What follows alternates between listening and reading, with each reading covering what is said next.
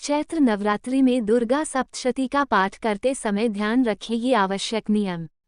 नवरात्रि के दिन वैश्व धर्म संप्रदाय के लोगों के लिए बेहद खास होते हैं।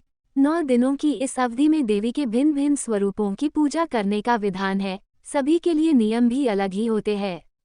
हिंदू धर्म के अंतर्गत देवी दुर्गा शक्ति स्वरूपा माना जाता है। इनके नियमित रूप से पूजा करना आपको बड़े फल प्रदान करता है।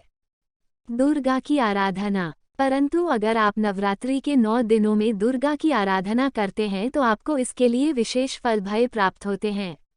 जानकारों के अनुसार नवरात्रि के दौरान दुर्गा सप्तशती का पाठ करना आपके जीवन के विभिन्न कष्टों को दूर करता है और आपको मानसिक रूप से शांत बनाता है।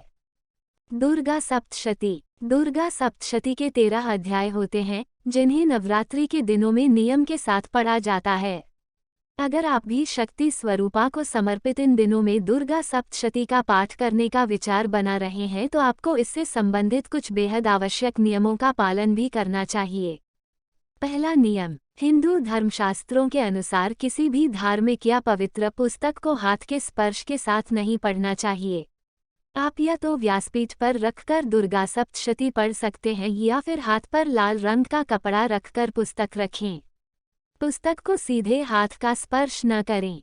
दूसरा नियम, दुर्गा सप्तशती का पाठ करते समय आपको रुकना नहीं चाहिए। इसके 13 अध्याय हैं, जिन्हें आप बीच में नहीं छोड़ सकते।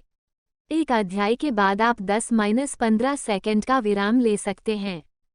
तीसरा नियम, दुर्गा सप्तशती का पाठ करते समय ध्यान रखें कि आपकी गति न तो ज़्यादा तेज हो और न ही ज़्यादा धीमी।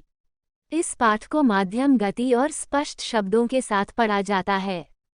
चौथा नियम, दुर्गा सप्तशती के पाठ में शुद्धिकरण का विशेष महत्व है। आपको अपनी स्वच्छता और जिस स्थान पर बैठकर आपको पाठ करना उसकी शुद्धता का विशेष ध्यान रखना चाहिए। पांचवा नियम, दुर्गा सप्तशती के पाठ से जुड़ा एक महत्वपूर्ण नियम यह भी है कि आपको इसे एक ही दिन में पूर्ण करना होता है। अगर यह संभव न हो तो आपको पहले दिन केवल मध्यम चरित्र का पाठ, दूसरे दिन शेष 2 चरित्र का पाठ करना चाहिए। इसके अलावा आप 1, 2, 1, 4, 2, 1 और 2 अध्यायों को क्रम से भी पूरा कर सकते हैं।